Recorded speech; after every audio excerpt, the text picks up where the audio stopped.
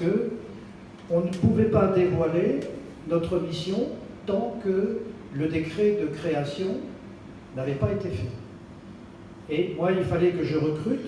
Alors, j'avais un encadrement GIGN avec moi, bien évidemment, mais il fallait aussi recruter des gendarmes qui allaient rentrer au GIGN, donc c'était les critères habituels du GIGN, mais parmi eux, j'ai choisi des gens qui pouvaient correspondre au type de mission que l'on allait devoir faire.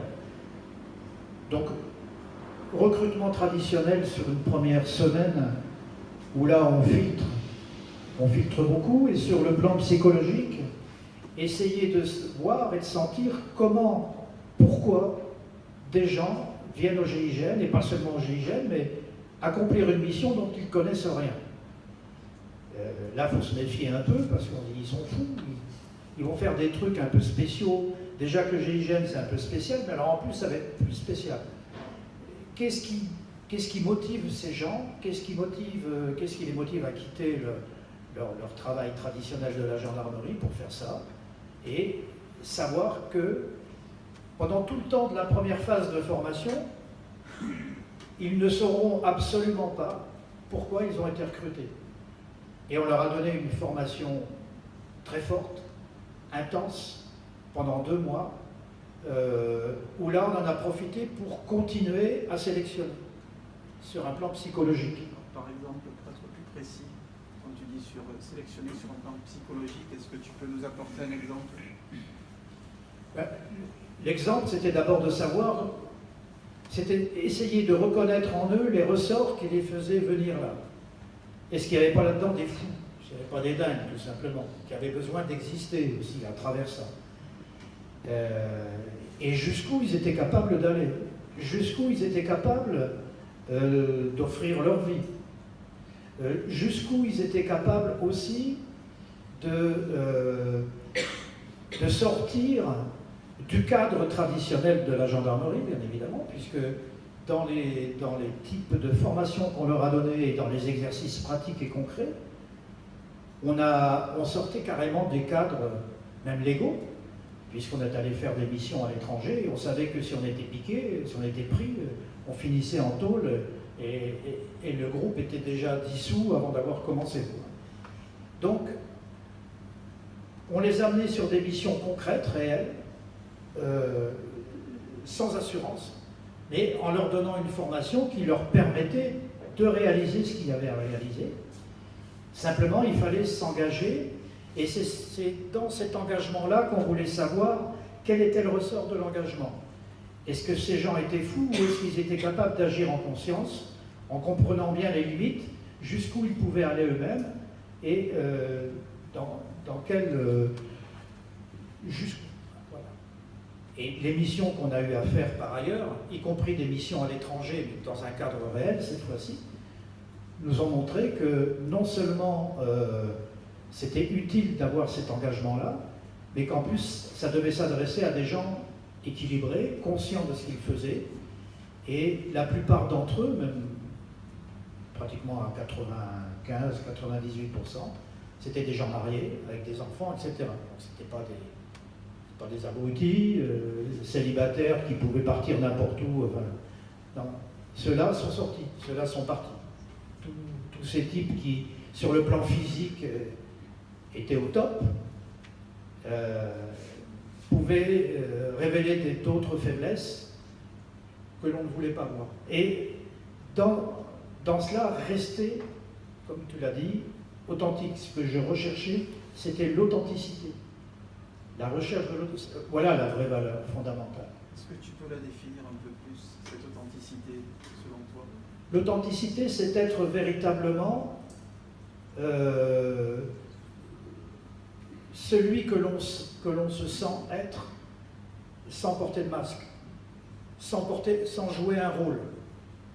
Dès qu'on joue un rôle, on n'est plus authentique. Dès qu'on joue un rôle, on essaye d'avoir une image de soi que l'on veut se donner à soi-même, ou une image que l'on veut donner aux autres. Et Dieu sait qu'en arrivant dans ces unités particulières, les images, elles ne manquent pas.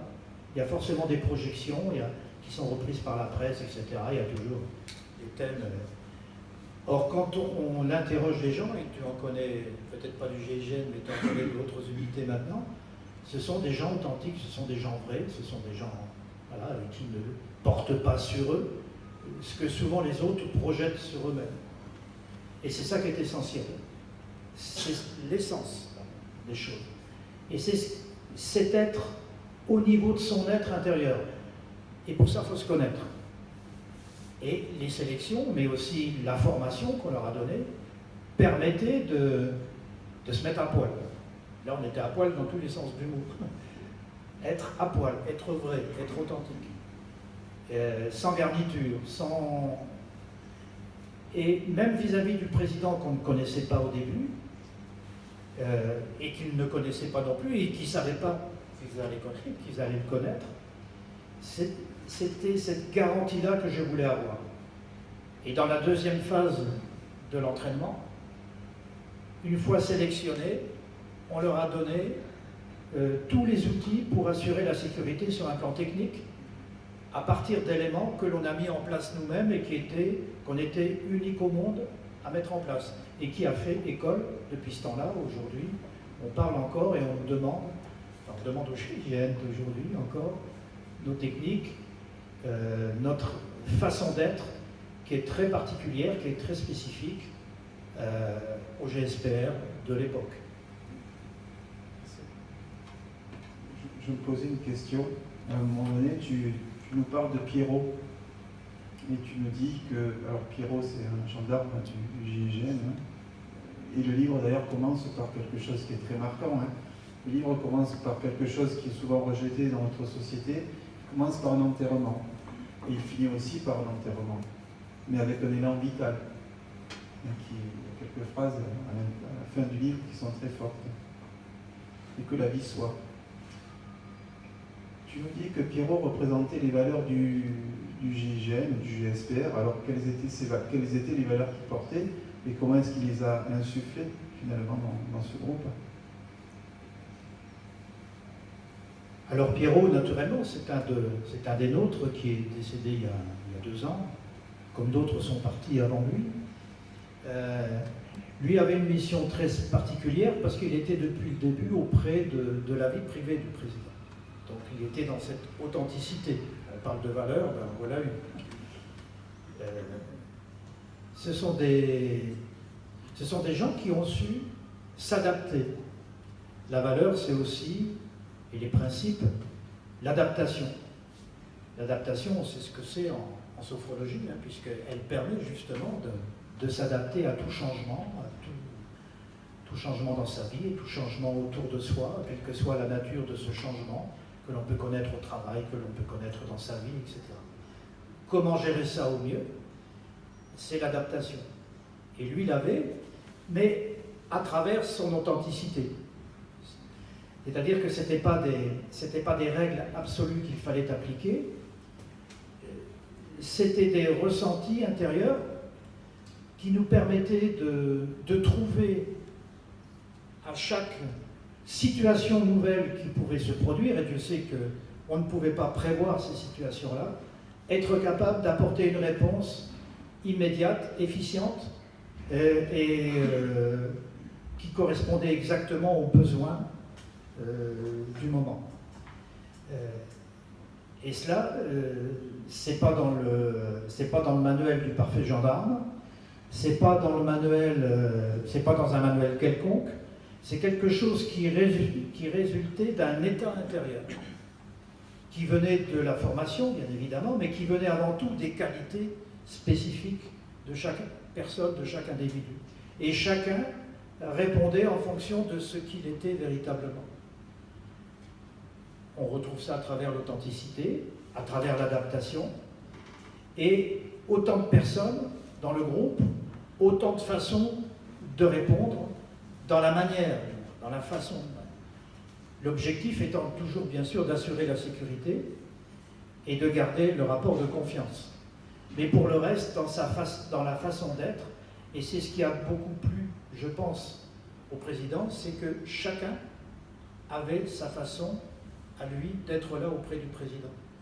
C'était pas uniforme, malgré le fait qu'on soit des militaires et des gendarmes. On a pété les uniformes, on a pété les képis, comme je dis. C'est mon côté rebelle, comme tu disais, mais on a laissé paraître l'être. Et la confiance. C'est l'autre aussi, la qualité, la confiance. La confiance en soi, bien sûr, mais la confiance en soi, ce n'est pas quelque chose qu'on fabrique. La confiance en soi, c'est ce que l'on obtient lorsqu'on est relié à ce qui est essentiel en nous et ce que l'on sent vrai. Quand on est connecté à la vie, qu'on est connecté à ce que l'on sent juste en nous, eh bien on est juste dans ce que l'on dit, dans ce que l'on fait et dans notre façon d'agir. Ça, c'est valable pour la sécurité, mais c'était valable aussi pour les interventions. Donc voilà quelques exemples de valeurs, comme j'allais dit, que l'on a développées.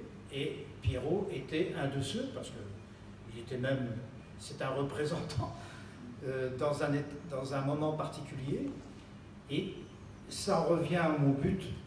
Il y a une première question à laquelle je n'ai pas répondu, c'est pourquoi j'ai écrit ce livre.